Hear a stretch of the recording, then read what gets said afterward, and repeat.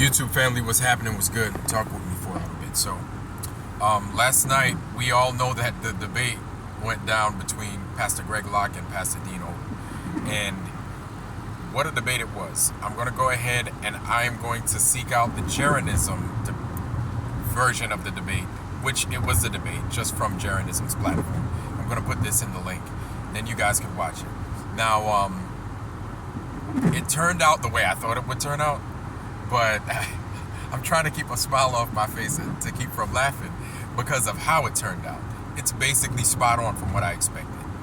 And just seeing the type of person, or the person that we're presented with, as to what who Pastor Locke is, this didn't surprise me at all. Didn't surprise me at all.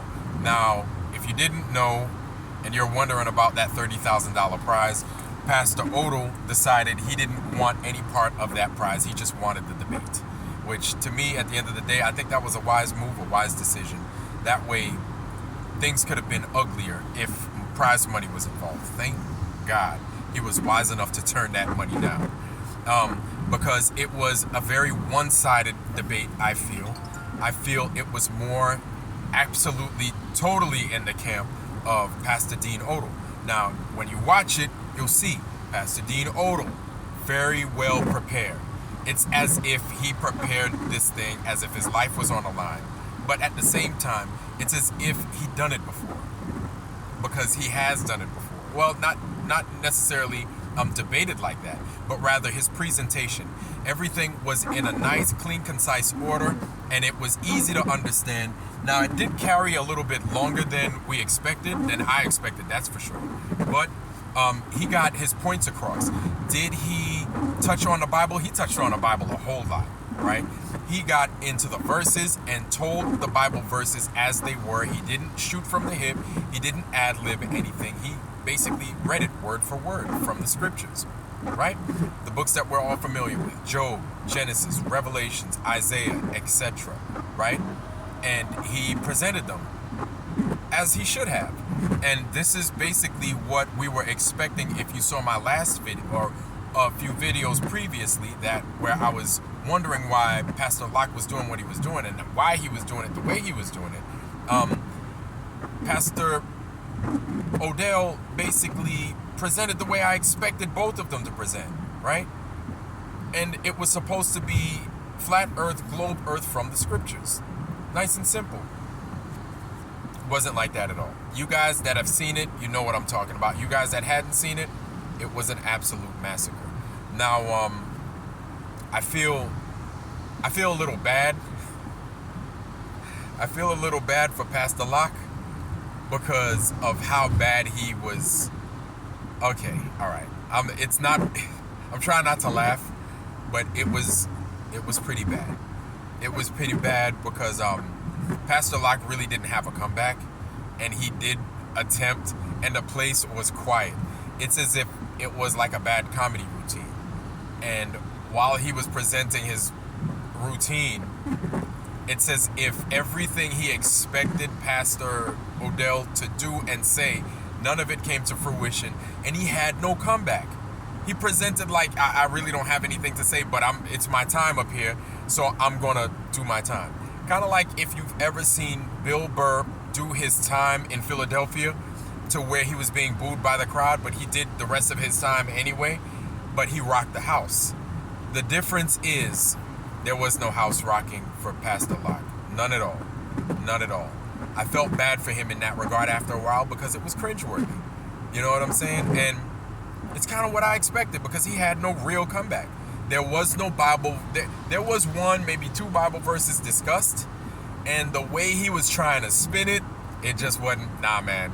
Like, people could see through that thing like as if it was a pane of glass, a pane of clean glass. We could see right through his BS. You know what I'm saying? And basically, I was like, this is what's going to happen, because if you're going to go verse for verse, like, be ready and at least state why you feel it explains the globe the way it does. Whether we agree with it or not, at least state why it would explain the globe. Now, I could tell you that the Bible these days has come to a point to where they're changing the words, the English words, right? If they said circle of the earth, now they're starting to say the globe of the earth. And I could present that in another video. It's crazy. Now they're turning circle into globe specifically. Now, I didn't say ball, but they've turned it into globe in some versions of the Bible. And this is just outrageous to me. But that's what they're doing. Whether it's with unread Bible, not unread, but rather unarticulated and voice, right? Or read Bible. Actually, no. I mean unarticulated and just read Bible. I'm sorry, excuse me. I'm screwing that all up. But hopefully you understand what I'm talking about. Everything written these days is starting to say the globe, these new Bibles. So I highly recommend you hold on to your old Bibles for a reference and just hold on to them. And if you have the older, to me, the older the better, the Bible. That's how I feel, especially if it's a King James Version, 1611 Bible, or Old King James Version, excuse me. So all of that, like, he couldn't present anything, and then he was preaching, and then he was making these weird noises. It was embarrassing. I'm not even going to give away the end if you hadn't watched it. I'm sure you heard from everybody how it went, but even the end, like I chuckled, but it was basically somebody saying, no, you know what? The computer cheated. It's the computer that cheated. That's why I lost the race in this game. Or, hey man, you fouled me while we were playing basketball. I want my ball. I'm taking my ball. I'm going home. Meanwhile, you were getting your ass waxed the whole time. We all have felt that at some point or another. Where, you know, as a kid when I was growing up, we used to have something they called crashing, right? And when somebody would crash on you, basically they would start breaking on you and dissing on you, pulling your card, just talking truths, but basically a caricature, right? So saying something like, you know, that's why you never comb your hair, right? Your hair looks like a lopsided banana or something like that because you just don't comb your hair. And so people would take that, laugh about it, because your hair's not really a banana, but just the pure caricature of what you would look like, because your hair isn't combed, it's nappy, and it looks like a lopsided fro, just makes people laugh. But a lot of what that person is being based in truth makes you feel a certain way, and if you don't have a comeback for it, you're going to get upset. And I've never done this. I can tell you I've never done it, but I wouldn't want to fight this person. And I'd never tried to fight the person, or I never ran away, ran with my ball and started to cry. I just kept my mouth shut. I was like, hey man, you know what? You got it, dog. You got it. And sometimes I'd laugh it off. But the way Pastor Locke took it and the way he ran with it was, yo, F you, get out of my church, give me my ball, it's over. I even said, damn. I said I wasn't going to say the end. But it was bad. It was a thrashing. And so now we're at the conclusion. Okay, all the celebrations passed. The smoke should be clearing soon. We're at the conclusion. Pastor Locke, how are you going to take it?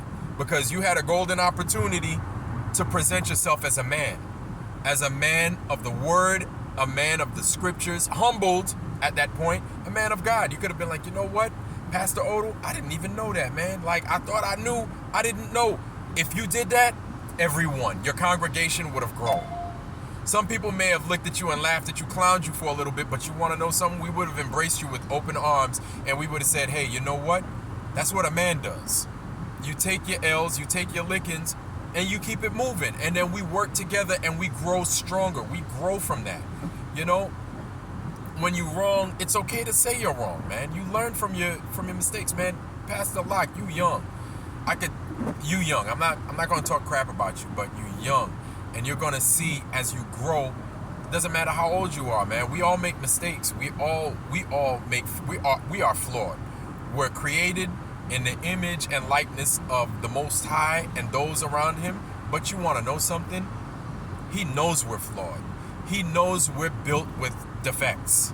But it's okay, because of those defects, we can make ourselves stronger. A bone breaks, but if it has the penchant to heal, guess what? Where that break was, it becomes stronger. Provided you take your vitamins and you eat right and everything else, you can make that bone stronger. And that's what we are, man. We're flawed human beings, and just because you screwed up a little bit and you didn't have it all yesterday, that's all right, man. You can repent. And hey, look at my last video, dog. You can repent, and you can make a sour situation into a much sweeter situation moving forward. I promise you, you're going to be a better man because of this. I think it's going to make you better. Yo, just call it a loss, man. Call a strike, dude. You weren't prepared. It's okay. But you know what? I'm in the camp of, you are a man of God.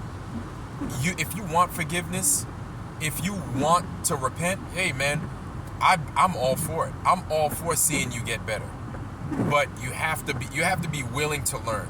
You have to be willing to grow from this experience, and you have to be willing to want to get better. You have to be willing to show your congregation this is what the truth is. He didn't speak any lies.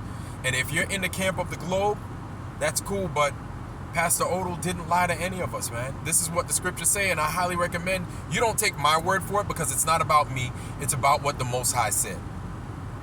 And that's it. And you know what? We're not going to berate you for it. We'll probably clown you and give you